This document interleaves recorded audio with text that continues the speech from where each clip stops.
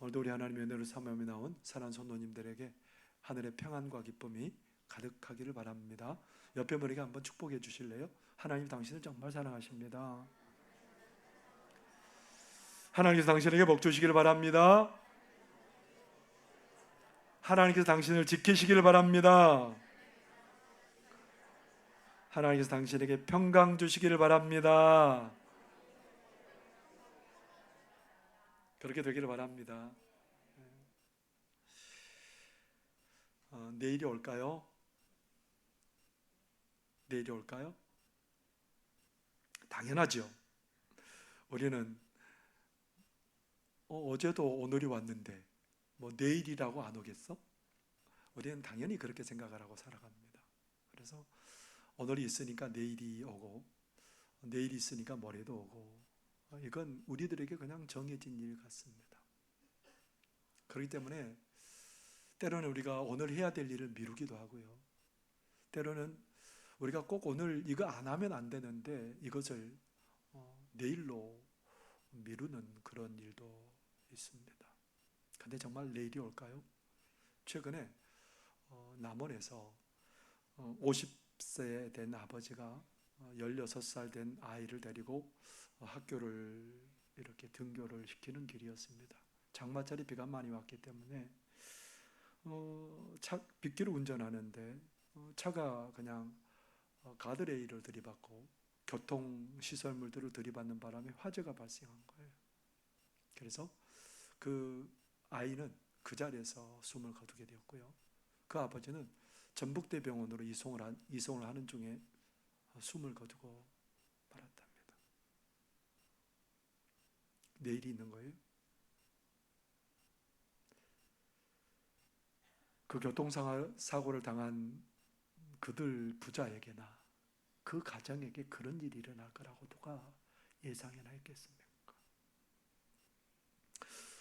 우리는 이런 얘기를 들어도 그런 일은 뉴스에서나 나오는 일이지 나에게는 상관없는 일이라고 우리는 애써 그렇게 생각을 합니다.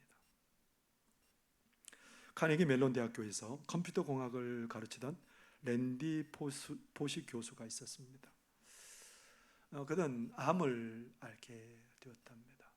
그의 나이가 47세였고 6살, 3살, 1살의 세 아이를 두고 있고 아내와 함께 살아가던 그런 대학 교수였습니다. 그가 마지막 강의라는 책에서 그의 상태를 이렇게 말합니다. 자막을 보시면 되겠습니다. 대체로 좋은 건강 상태를 유지하고 있지만 간에는 10개의 종양이 있고 살 날은 몇 달밖에 남지 않았다. 나는 3명의 어린 자녀를 둔 아버지이며 이상형의 여자와 결혼해 잘 살고 있다. 내가 처한 상황에 낙담할 수도 있겠으나 그렇게 하는 것은 나나 내 가족들에게 아무런 도움도 되지 않을 것이다. 자, 그렇다면 이제부터 내게 주어진 한정된 시간을 어떻게 쓸 것인가? 분명한 것은 가족들과 남은 시간을 함께 보내며 그들을 보살펴야 한다는 것이다. 몸을 움직일 수 있을 때 그들과의 순간순간을 소중하게 갈무리하고 내가 없더라도 당황하지 않도록 앞날의 계획을 세워놓아야 한다. 시한부 인생이에요. 그는 하루하루 그에게 주어진 시간들이 너무너무 소중한 거예요. 그냥 헛되이 허투루 보낼 수가 없는 거예요. 나중에 자기가 없더라도 남겨진 가족들이 당황하지 않고 앞날을 잘 살아가도록 그렇게 준비를 해야 된다는 그 하루하루의 그런 의미 있는 시간들을 보냈던 거지요. 이런 상황에 직면한 랜디 포시 교수가 학교로부터 부탁이 왔습니다. 이제 교수님 마지막 강의를 해 주십시오. 동료 교수들과 학생들 400명이 모인 곳에서 마지막 강의를 합니다. 그의 마지막 강의의 내용은 이렇습니다. 여러분 앞에 자막을 보시기 바랍니다. 감사하는 마음을 보여주세요. 감사할수록 삶은 위대해집니다. 준비하세요. 행운은 준비가 기회를 만날 때 온답니다. 가장 좋은 금은 쓰레기통의 밑바닥에 있습니다. 그러니 찾아내세요. 당신이 뭔가를 망쳤다면 사과하세요. 사과는 끝이 아니라 다시 할 수 있는 시작입니다. 완전히 악한 사람은 없어요. 모두에게서 좋은 면을 발견하세요. 가장 어려운 일은 듣는 일입니다. 사람들이 당신에게 전해주는 말을 소중히 여기세요. 거기에 해답이 있답니다. 그리고 매일같이 내일을 두려워하며 살지 마세요. 오늘 바로 지금 이 순간을 즐기세요. 그는 그의 마지막 강의를 통해서 자기 동료들과 학생들에게 뭔가를 나눠주기를 원했던 거예요. 근데 사실은 이 얘기는 왜 이런 강의를 준비했을까요?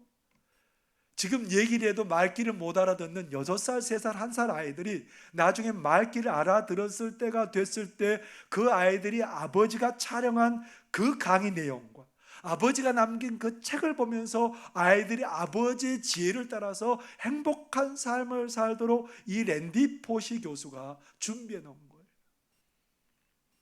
이번에 마지막 강의를 준비할 때 어떤 마음이었겠습니까? 마지막 강의를 준비하면서 강의하면서 어떤 한날을 살아냈겠습니까?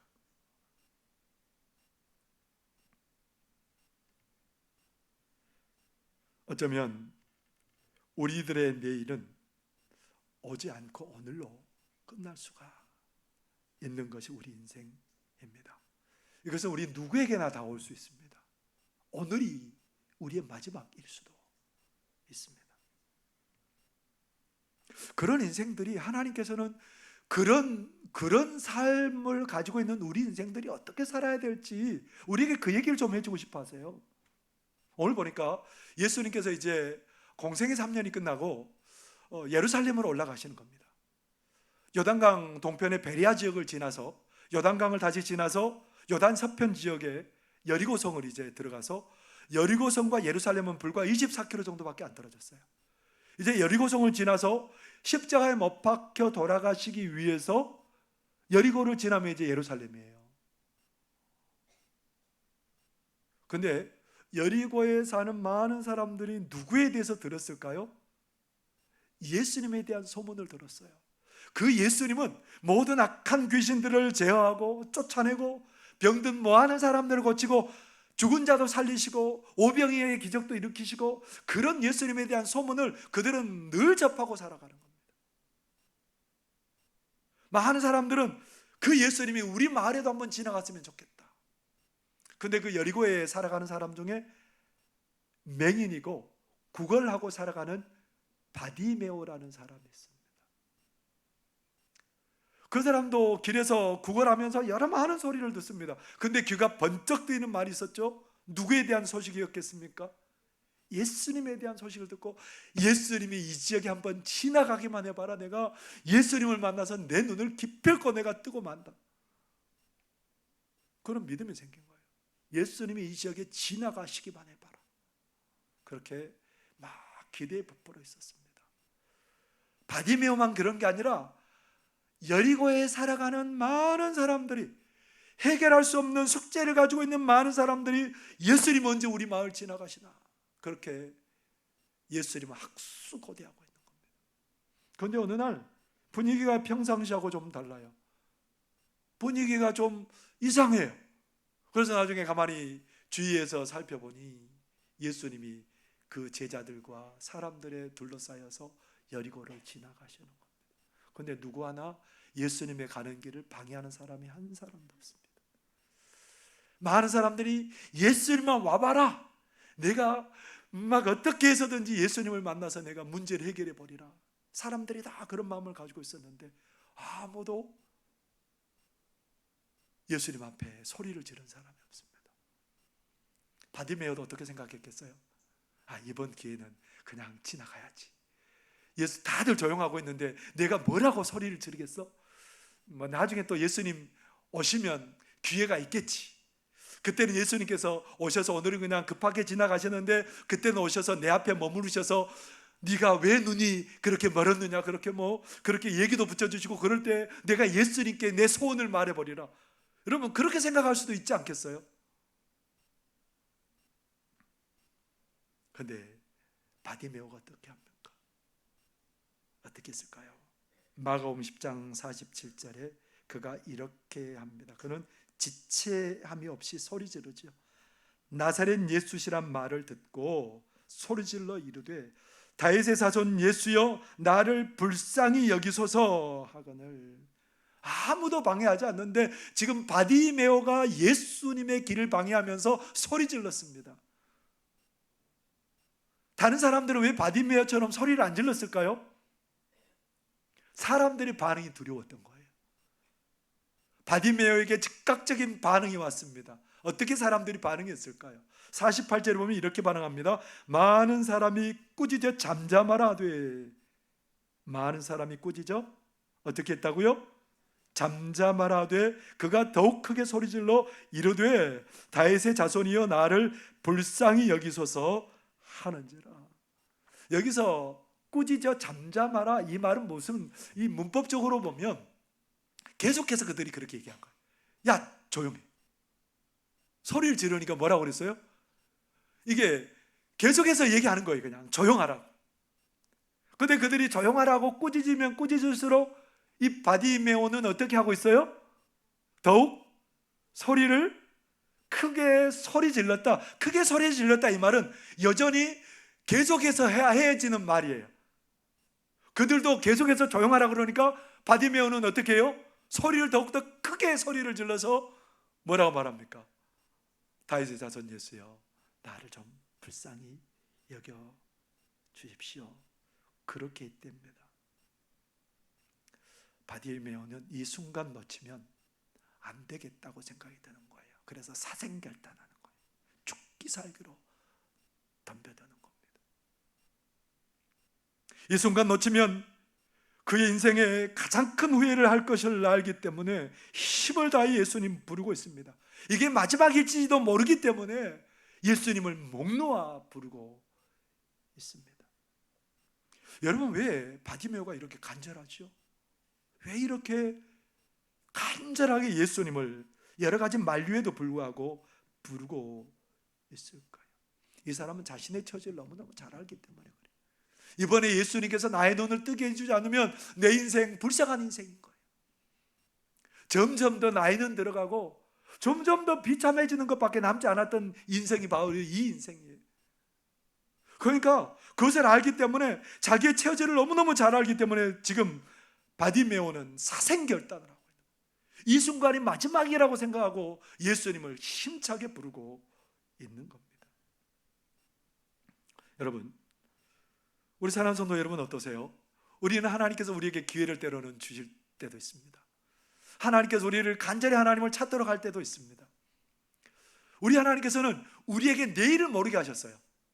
왜 내일을 모르게 하셨어요? 내일 우리에게 어떤 일이 일어날지 하나님은 우리에게 알려주지 않으세요. 왜냐하면 오늘 우리가 하루를 간절하게 하나님 부르짖고 살라고 우리에게 오늘 하루를 알려주셨지 내일은 우리에게 알려주지 않으세요. 근데 여러분 자신을 잘 아세요? 우리 자신을 잘 아세요? 우리는 눈을 뜨고 보고 있기 때문에 그럼 내가 내 자신 잘 알지. 오늘도 거울 보고 왔는데 오늘도 바람이 막 불어가지고 제 머리가 막 이렇게 흐트러져 있죠? 그래가지고 여기 오기 전에 제가 또 목양실에 가가지고 찬양대 기도해 주기 전에 머리를 빗고 왔는데 또 바람이 불어가지고 지금 어떻게 됐는지 몰라요. 이렇게 해도 안 보이니까. 이쁘시대요. 우리 권사님 마음이 이쁘셔도 그래요. 여러분 우리 자신은 우리는 잘 몰라요. 근데 우리가 가만히 보면 정말 연약해요. 우리가 많은 일을 할 수 있는 것 있다고 생각하는데 할 수 있는 일이 많잖아요. 여러분 우리가 얼마나 죄악에 빠지기 쉬운지 환경만 만들어지면 언제든지 우리도 그 죄악에 쉽게 달려가는 게 우리들의 모습이에요. 여러분 우리는 얼마나 게으르고 나태한지 몰라요. 하루를 돌아보면 참 우리가 게으르고 나태한 것 같아요. 우리는 얼마나 순식간에 믿음을 잃어버리고 불신앙에 떨어질 수 있는 그런 존재들인지 우리 가만히 우리 자신을 살펴보면 우리 자신이 그래요. 우리 처지가 그래요. 근데 하나님 의지하지 않고 순간순간 하나님 부르지 않고도 살아갈 수 있어요? 열왕기상 18장에 보니까 엘리야와 바알 선지자의 대결이 소개되고 있습니다. 그런데 지금 엘리야가 그 갈멜산에 모인 백성들을 향해서 뭐라고 일갈하고 있을까요, 여러분? 오늘 어쩌면 그 자리에 우리가 있는 사람들인지 몰라요. 열왕기상 18장 21절에 보면 그는 엘리야는 그렇게 말하고 있습니다. 엘리야가 모든 백성에게 가까이 나아가 이르되 너희가 어느 때까지 둘 사이에서 머뭇머뭇하려느냐. 여호와가 만일 하나님이면 그를 따르고 바알이 만일 하나님이면 그를 따를지니라 하니 백성이 한 말 한마디도 대답하지 아니하는지라. 한마디도 안 해요. 그들이 지금까지 어떻게 살아왔다는 겁니까? 매일매일 간절함 없이 사는 거예요. 매일매일 하나님께 매달라지도 않고 그냥 그렇게 살다 보니까 어느새 내가 양다리 걸치고 있더라는 거예요. 바알에게 한 다리, 하나님께 한 다리. 나도 모르게 매일매일 하나님을 찾지 않다 보니까 두 다리를 그렇게 양쪽에 걸쳐놓고 그렇게 방황하고 살아가고 있더랍니다. 왜 이들이 이렇게 됐습니까? 온 힘 다해 온 마음 다해 매일 매순간 하나님을 찾지 않았기 때문에 그렇습니다. 초대 예루살렘 교회가 왜 그렇게 건강하게 많은 사람들이 그 교회를 본받으려고 할까요? 사도행전 2장에 보면 사도들로 말미암아 많은 기사와 표적이 일어났습니다. 그리고 사도행전 2장 46절에 뭐라고 기록하고 있냐면 날마다 마음을 같이하여 성전에 모이기로 힘쓰고 집에서 떡을 떼며 기쁨과 순전한 마음으로 음식을 먹고 그들이 뭘 했대요? 그들이 기도했답니다. 함께 교제했답니다. 예수님의 죽으심과 그 십자가를 바라보면서 날마다 그들이 믿음으로 살아갔답니다. 근데 그게 언제예요? 내일 그렇게 하자는 거였을까요? 그들은 날마다예요. 날마다 하나님께서 나에게 기회 주어졌을 때 날마다 그들이 하나님을 바라보고 기도하고 교제하고 십자가의 죽으심을 날마다 생각하고 그렇게 날마다 간절한 믿음의 삶을 살았다는 겁니다. 부산의 수영로 교회 이규현 목사님이 있습니다. 이 목사님이 고등학교 시절에 굉장히 큰 어려움을 당했습니다. 그 당시에는 가족 중에 누구도 예수님을 믿지 않고 자기만 예수님을 믿은 거예요. 그 고등학교 시절에 당할 수 없는 어려움을 당했는데 그 고등학생이 뭘 하겠습니까, 여러분? 여러분, 고등학생이 뭘 하겠어요? 근데 그 고등학생이 기도원에 금식하면서 하나님 앞에 부르짖으러 올라갔더랍니다. 그럴 때 하나님께서 그 목사님에게 귀한 하나님의 은혜를 체험하게 하셨습니다. 그래서 그의 삶이 결국 목회자로까지 부름을 받게 되었던 거죠. 그 환난의 때, 어려움의 때에 그가 그냥 그것을 지나버린 게 아니라 하나님 앞에 무릎을 꿇고 하나님 앞에 나아갔답니다. 이규현 목사님은 그때를 떠올리면서 끝에서 시작하신 하나님이라는 책을 통해서 그는 이렇게 말하고 있습니다. 예수님을 믿는 사람들에게는 각각 감각 기능이 하나 더 있습니다. 믿음으로 보고 듣고 알게 되는 감각입니다. 세상 사람들이 전혀 보지 못하는 것을 우리는 보고 느낍니다. 이 감각이 살아나면 다른 차원의 인생이 열립니다. 보는 눈이 달라집니다. 믿음으로 보면 보입니다. 삶을 업그레이드 하려면 믿음을 업그레이드 해야 합니다. 믿음의 안테나를 올려야 합니다. 인생은 보는 것의 싸움입니다. 믿음의 사람은 사건과 현상 너머, 위기 상황 너머에 존재하는 어마어마한 성령의 빛을 봅니다. 그가 그렇게 목회자로 교회를 잘 섬기고 그렇게 인생의 길을 잘 달려올 수 있었던 비결은 뭡니까? 순간순간 그는 하나님을 바라봤다는 겁니다. 간절히 기회 있을 때마다 하나님을 찾는 그런 인생이었다는 겁니다. 여러분 어떠세요? 내일이 오니까 우리는 오늘 해야 할 일 내일로 미루고 간절히 하나님을 섬기고 찾아야 할 때 우리는 그것을 내일로 미룰 때가 있습니다. 여러분은 지금 이 시간 간절한 마음이 있습니까? 시편 42편 1절에 시인은 이렇게 노래하고 있죠. 하나님이여 사슴이 시냇물을 찾기에 갈급함 같이 내 영혼이 주를 찾기에 갈급하니이다. 목마른 사슴이 시냇물을 찾기에 갈급했답니다. 여러분 옛날에 소 길러 보셨습니까? 일소. 여기 농사 짓는 사람이 한 사람도 없었군요. 옛날에는 일소 가지고 다 밭 갈고 농 갈고 그랬잖아요. 근데 그 소를 잘 먹여야 일도 잘하니까 소를 데리고 가서 들에 가서 풀도 먹이고, 그런데 소들이 절대 풀을 안 먹을 때가 있어요. 언제 풀을 안 먹는 줄 아세요? 물 마시고 싶으면 아무리 좋은 목초지에다가 얘를 갖다 놔도 안 먹어요. 나중에는 정말 견딜 수 없으면 이 소가 주인의 그러한 손도 뿌리치고 막 그냥 달려가 버립니다. 달려가서 보면 어디 있어요? 물 마시고 있어요. 그래서 끌고 와서 풀을 먹이면 잘 먹는 것을 우리가 보게 돼요. 그만큼 우리가 이 순간에 얼마나 우리가 갈급하게 간절하게 살아가느냐. 오늘 우리는 그런 간절함을, 매 순간 그 간절함을 가지고, 이게 마지막 기회라고 간절함을 가지고 살아가고 있는지 우리 자신에게 물어봐야 될 줄 믿습니다. 다윗은요, 솔로몬이 이제 성전 건축을 이제 하기 위해서 재료를 준비를 하죠. 자기의 모든 것을 다 내어놓고 백성들과 그리고 모든 신하들도 그것들을 모아서 가득하게 쌓아놨습니다. 그리고 하나님께 기도합니다. 왜 다윗이 그럴 수 있었는지 그 이유를 우리가 볼 수 있는데요, 역대상 29장 15절에 이렇게 다윗은 기도하고 있습니다. 우리는 우리 조상들과 같이 주님 앞에서 이방 나그네와 거류민들이라. 세상에 있는 날이 그림자 같아서 희망이 없나이다. 세상에 있는 날이 뭐가 같다고요? 그림자 같아서 금방 지나가고 만다는 겁니다. 그래서 내일이 있다고 우리가 그것들을 미뤄두고 우리의 열정들을 그렇게 식어진 채로 놓아둘 일이 아니라는 겁니다. 시간이 순식간에 지나가 버리고 만다는 겁니다. 그렇게 검었던 그 흑발이 나도 모르는 사이에 어느새 백발로 바뀌어지고 만다는 겁니다. 그렇기 때문에 우리에게 뭐라고 말씀하시는 겁니까? 순간순간 간절히 하나님을 찾고 간절한 마음으로 바디메오처럼 하나님을 찾으라고 말씀하시는 겁니다. 왜 하나님을 찾으라고 말합니까? 바디메오가 왜 그렇게 간절히 예수님을 찾았을까요? 그의 마음 가운데는 믿음이 있었기 때문입니다. 자기의 모든 것을 바꾸실 주님을 믿었기 때문입니다. 그 예수님이 나를 고쳐주실 거라는 확실한 믿음 때문입니다.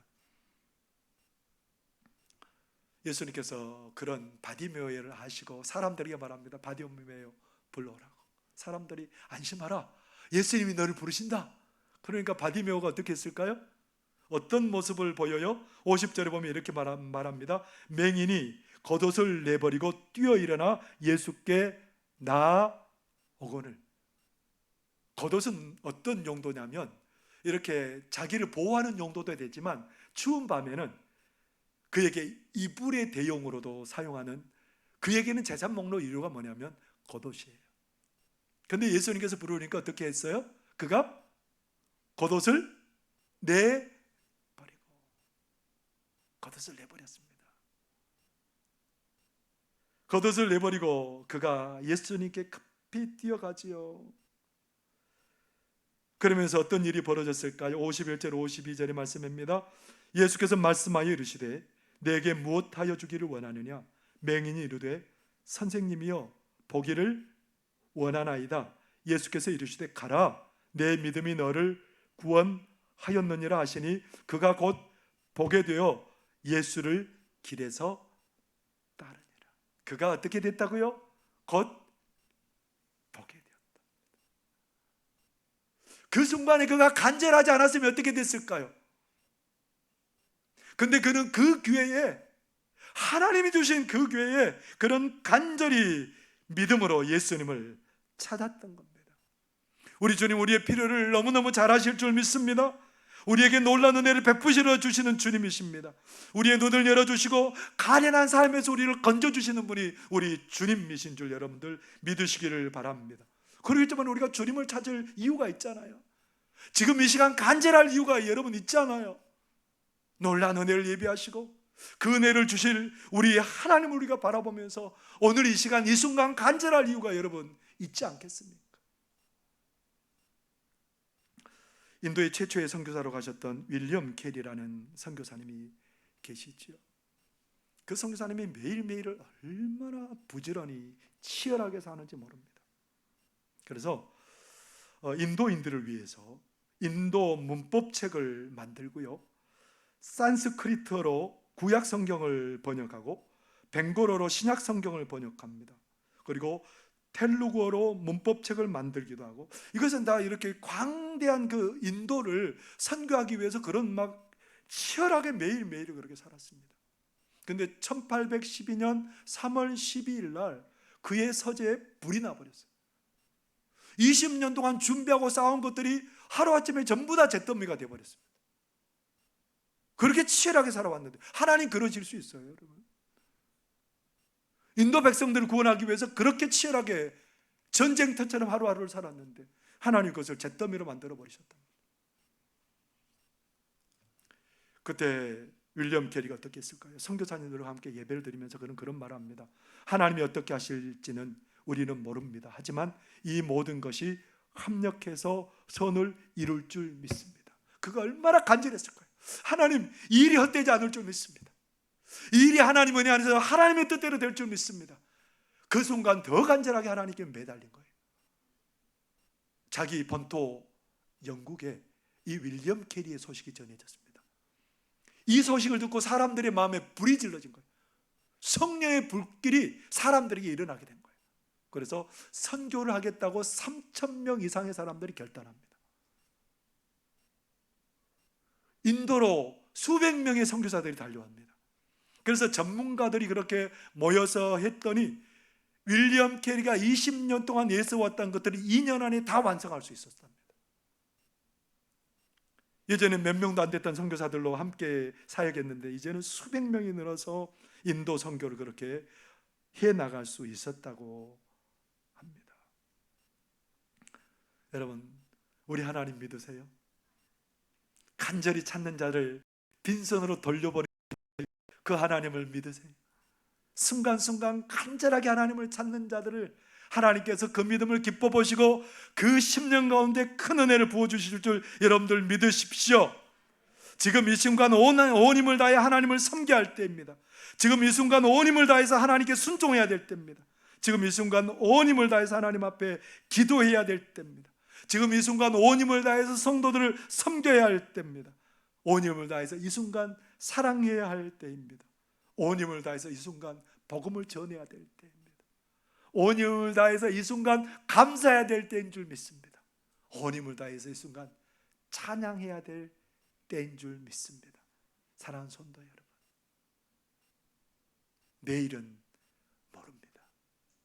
오늘 나에게 주신 이 순간 여러분 간절히 하나님을 찾고 온 힘을 다해 하나님을 찾고 섬길 수 있는 그런 믿음의 사람들이 다 되시기를 바랍니다. 기도하겠습니다. 사랑하는 하나님 아버지, 바디메오가 그랬던 것처럼 우리도 간절히 믿음으로 우리 주님을 찾게 하여 주시옵소서. 하나님, 우리 주님은 우리를 위해서 가장 풍성하시고 좋은 은혜를 예비하시고 베풀어 주실 줄 믿습니다. 이 믿음으로 저희들이 더욱더 간절히 하나님을 찾는, 매 순간 하나님을 간절히 찾는 그런 믿음의 백성들 다 되게 하여 주옵소서. 예수님 이름으로 기도하옵나이다. 아멘.